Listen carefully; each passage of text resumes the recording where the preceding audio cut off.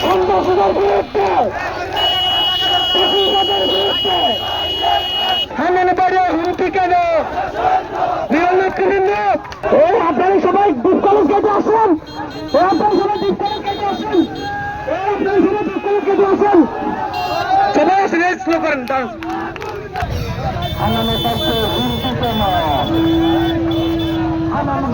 আন্দোলন সংগ্রামে আপনাদেরকে